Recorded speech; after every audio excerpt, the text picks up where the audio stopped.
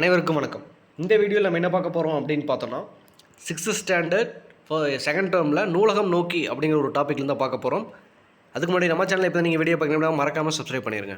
அதாவது நூலகம் நோக்கி இதில் பார்த்தீங்கன்னா ஃபுல்லாக நூல்களை பற்றின ஒரு டீட்டெயில்ஸ் கொடுத்துருப்பாங்க. அப்புறம் நூலகம் எப்படி இருக்கும், என்னென்ன மாதிரி இருக்குது, அதில் படிப்பகங்கள், அதில் இருக்கக்கூடிய மிகப்பெரிய நூலகம் என்ன, எல்லாமே இதில் பார்த்துருவோம். நூலக சட்டம், நூலக தந்தை எல்லாமே இதில் கொடுத்துருப்பாங்க. நம்ம கட்டுறது கம்மி தான், இன்னும் படிக்க வேண்டியது எவ்வளவோ இருக்குது அப்படிங்கிற மாதிரி நூலகம் பார்த்தினா ஒரு சின்ன இன்ட்ரோ மாதிரி இந்த லெசன்ஸில் கொடுத்துருப்பாங்க. ஓகேங்களா? அப்புறம் இதில் பார்த்தோன்னா ஆசியாவிலேயே மிகப்பெரிய நூலகம் தமிழ்நாட்டில் தான் இருக்குது. ஆசியாவிலேயே 2வது மிகப்பெரிய நூலகம் நம்ம தமிழ்நாட்டில் தான் இருக்குது. ஓகேங்களா? ஆசியாவிலேயே மிகப்பெரிய 2வது பெரிய நூலகம் எது அப்படின்னு பார்த்தோன்னா தமிழ்நாட்டில் இருக்கக்கூடிய அண்ணா நூற்றாண்டு நூலகம் தான் ஆசியாவில் மிகப்பெரிய நூலகம் அப்படின்னு சொல்லுவோம். ஓகேங்களா? பார்த்தோன்னா ஆசிய கண்டத்தின் மிகப்பெரிய நூலகம், அதாவது ஆசிய கண்டத்தின் மிகப்பெரிய நூலகம் எது அப்படின்னு பார்த்தோன்னா சீனாவில் இருக்குது. ஆசிய கண்டத்திலேயே மிகப்பெரிய நூலகம்னா சீனா. 2வது பெரிய நூலகம் பார்த்தோன்னா நம்மளது அண்ணா நூற்றாண்டு நூலகம். அடுத்து இதில் பார்த்தோன்னா நூலக விதிகளை உருவாக்கியவர் யார் அப்படின்னு பார்த்தோன்னா அரங்கநாதன் அவர்கள் தான் நூலக விதிகளை உருவாக்கியவர். இவர் தான் இந்திய நூலகவியலின் தந்தை என்று அழைக்கப்படுகிறார். Father of Indian library science. ஓகேங்களா? இந்திய நூலகவியலின் தந்தை. அடுத்து முக்கியமாக பார்த்தோன்னா ஒரு சில விஷயங்கள் மட்டும்தான் இம்பார்ட்டன்ட், மற்றெல்லாம் சும்மா ஒன்ஸ் ரீட் பண்ணுற மாதிரி தான் இருக்கும். ஓகே, அண்ணா நூற்றாண்டு நூலகம். இந்த அண்ணா நூற்றாண்டு நூலகத்தில் இருக்கக்கூடிய 8 தளங்களில் என்னென்ன தளங்களில் என்ன இருக்குது அப்படிங்கிற மாதிரி இதில் கொடுத்துருக்காங்க. ஓகேங்களா? அண்ணா நூற்றாண்டு நூலகம் இதில் தரைத்தளம் பார்த்தோன்னா சொந்த நூல் படிப்பகம் மற்றும் பிராய்லி நூல்கள். சொந்த நூல் படிப்பகம் மற்றும் பிராய்லி நூல்கள். முதல் தளம் பார்த்தோன்னா குழந்தைகள் பிரிவு பருவ இதழ்கள்.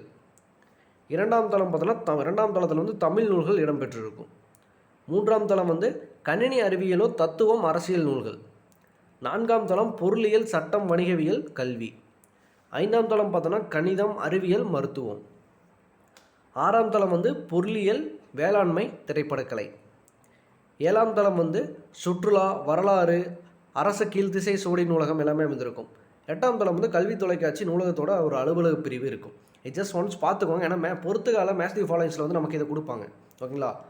தளங்கள் எல்லாமே மாற்றி கொடுத்து, புத்தகங்களை மாற்றி கொடுத்து எந்த தளத்தில் அமைஞ்சிருக்கு அப்படிங்கிறது கேட்பாங்க. சரி, நல்லா பார்த்து வச்சுக்கோங்க. ஓகேங்களா? அடுத்து சும்மா இங்கே கொடுத்துருக்காங்க. நூலகத்தில் படித்து உயர்நிலை அடைந்தவர்கள் சிலர் யார் அப்படின்னு பார்த்தோன்னா அறிஞர் அண்ணா, ஜவஹர்லால் நேரு, அண்ணல் அம்பேத்கர், கர்னல் மார்க்ஸ் எல்லாமே சொல்லலாம். சிறந்த நூலகருக்கான டாக்டர் அரங்கநாதன் விருது வழங்கப்படுகிறது. சிறந்த நூலகர்களுக்கான டாக்டர் விருது அரங்கநாதன் விருது கொடுத்துட்டு தான் இருக்காங்க. அடுத்து பார்த்தோன்னா இன எழுத்துக்கள். இன எழுத்துக்கள்னால் என்ன அப்படின்னு பார்த்தோன்னா சில எழுத்துக்கள் ஒலிக்கும் முயற்சியும் பிறக்கும் இடமும் ஒரே மாதிரியே இருக்கும். அதுக்கான ஒரு ஒற்றுமை இருக்கும். இவ்வாறு ஒற்றுமை இருக்கக்கூடிய எழுத்துக்கள் தான் நம்ம இன எழுத்துக்கள் அப்படின்னு சொல்லுவோம். கூடிய ஒரு எழுத்துக்கள் தான் இன எழுத்துக்கள் சொல்லுவோம். இப்போ என்னென்ன இன எழுத்துக்கள் அப்படிங்கிறத பார்த்துருவோம். 6 வல்லின மெய்களும் 6 மெல்லின எழுத்துக்களும் இன எழுத்துக்கள். வல்லினத்தில் கசட தபர, மேலின எழுத்துக்கள் என்னென்ன நம்மன, இடையினம் எரள வரலன்னு சொல்லுவாங்க. ஓகேங்களா? இந்த 6 வல்லின மெய் எழுத்துக்களும் 6 மெல்லின மெய் எழுத்துக்களும் இந்த கசட தபரம் என்னென்ன நம்மனவும் ஒன்றுக்கு ஒன்று இணை எழுத்துக்கள்னு சொல்லலாம். அந்த இடையின எழுத்துக்கள் இருக்குது பாருங்கள், அது அதுக்குள்ளேயே ஒரு இணை எழுத்துக்களாக அமைஞ்சிரும். எப்படின்னு பார்த்தோன்னா எடுத்துக்காட்டு கொடுத்துருக்கா பாருங்கள். வல்லின எழுத்துக்களுக்கும் மெல்லின எழுத்துக்களுக்கான எடுத்துக்காட்டுகள் கொடுத்துருக்காங்க. திங்கள், மஞ்சள், மண்டபம், சந்தனம், அம்பு, தென்றல். இதெல்லாமே நம்ம கொஸ்டின்ஸில் கேட்பாங்க. இணை எழுத்துக்கள் அப்படிங்கிற ஒரு இதில் நிச்சயமாக கொஸ்டின்ஸ் வரும். இதுலேருந்து எப்படின்னா கசட தப்பற, அதில் காக்கு மெய் எழுத்துனா இக்கு தான். என்னென்ன நம்மனாக்கு ஃபஸ்ட் எழுத்து ஞா. அதே மாதிரி இக்கு இங்கு ஒரு இணை எழுத்து, இச்சு இஞ்சும் ஒரு இணை எழுத்து. அதான் வல்லினமும் மெல்லினத்துக்கும் 6 வல்லினமும் 6 வல்லின மெய் எழுத்துக்களும் மெல்லின மெய் எழுத்துக்களும் ஒன்றுக்கு ஒன்று இணை எழுத்துக்களாக இருக்குது. கீழே பார்த்தோன்னா இடையின எழுத்துக்கள் பார்த்தோன்னா இடையின எழுத்துக்கள் 6மே ஒரு இனம். இடையின எழுத்துக்கள் 6 ஒரு இனமாக அமைஞ்சிருக்கு. எழல வரல, அது ஒன்றுக்கு ஒன்று இணை எழுத்துக்களாக வந்துடும். உயிரெழுத்துக்களில் பார்த்தோம் அப்படின்னா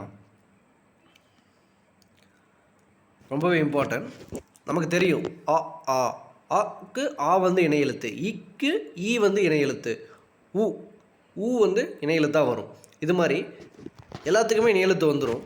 இந்த ஐயுக்கும் அவ்வுக்கும் அதோட இணை எழுத்து பார்த்தோன்னா ஐயுக்கு வந்து ஈயும் அவ்வுக்கு வந்து ஊவும் இணை எழுத்துக்களாக அமையும். இது நமக்கு கொஸ்டின்ஸில் கேட்கக்கூடிய ஒரு கேள்விகள் தான். ஓகேங்களா? எப்படிங்க ஐங்கும்போது அது உச்சரிப்பில் பார்த்தோன்னா கடைசியில் ஈ அப்படிங்கிறது முடியுதா அப்படி ஞாபகம் வச்சுக்கோங்க. ஐ அப்படிங்கும்போது அதுக்கு ஈயும், அவுங்கும்போது ஊ அப்படிங்கிற ஒரு ஒலி வந்து ஊவோட ஒரு ப்ரொனன்சியேஷன் நமக்கு வரும். அப்படிங்கும்போது ஊன்னு. அது மாதிரி ஊவும் ஒரு இணை எழுத்தாக அமையும். இது நல்லா ஞாபகம் வச்சுக்கோங்க. மற்றதுக்கு எல்லாமே அதோட இனங்கள் தான், இணை எழுத்தாக வந்துடும். இதை தான் சொல்லியிருப்பாங்க. ஐக்கு ஈயும் அவுக்கு ஊவும் இணை எழுத்தாக அமையும்.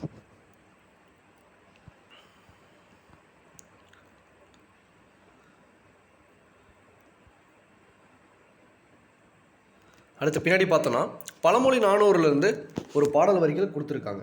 ஓகேங்களா? பழமொழி 400 யார் எழுதினார்னா மூன்றுதி அறையினார். எழுதினா பழமொழி 400. ஒரு பாடலின் இறுதியிலும் ஒரு பழமொழிகள் இருக்கும். 400 பாடல்கள். அதில் ஒவ்வொரு பழமொழியோட இறுதியிலையும் ஒரு பாடலோட இறுதியிலும் ஒரு பழமொழி அமைஞ்சிருக்கும். ஆற்றவும் கற்றார் அறிவுடையார் அஃதுடையார் நாற்றி செய்யும் செல்லாத நாடு இல்லை அந்நாடு வேற்று நாடா தங்கம் ஆகா தமவேயாம் ஆயினால் ஆற்றுண்ணா வேண்டுவது இல்லை. ஆற்றுண்ணா வேண்டுவது இல்லைங்கிறது ஒரு பழமொழி. அதோடைய பொருள் என்னென்னா, கற்றவருக்கு கட்ட சோறு தேவையில்லை, எங்கே போனாலும் நமக்கு சோறு கொண்டு போகணும்னு அவசியம் இல்லை கற்றவருக்கு அப்படிங்கிற மாதிரி ஒரு மீனிங்கில் வரும். ஒரு பாடல்லையும் அந்த இறுதியில் வந்து ஒரு பழமொழி இடம்பெற்றிருக்கிறதா இதோட சிறப்பாக அமையும். ஓகேங்களா? இதெல்லாம் பார்த்து வச்சுக்கோங்க. நமக்கு பாடல் குறித்து எந்த நூல்லேருந்து கேட்டிருக்கலாம் அப்படின்னு கூட கொஸ்டின்ஸ் வரும். ஓகே, அவ்வளோதாங்க. இந்த ஃபஸ்ட் இயல் முடிஞ்ச ரெகன் டேர்மில் அடுத்த வீடியோவில் நெக்ஸ்ட் வீடியோவில் பார்த்தோன்னா ஒவ்வொரு டேர்ம்லையும் பேலன்ஸுக்கு அதெல்லாமே நம்ம பார்த்துடலாம். இந்த வீடியோ உங்களுக்கு யூஸ்ஃபுல்லாக இருந்தால் மறக்காமல் லைக் பண்ணுங்கள், ஃப்ரெண்ட்ஸுக்கு ஷேர் பண்ணுங்கள். இன்னொரு வீடியோ மீண்டும் சந்திப்போம். தேங்க்யூ.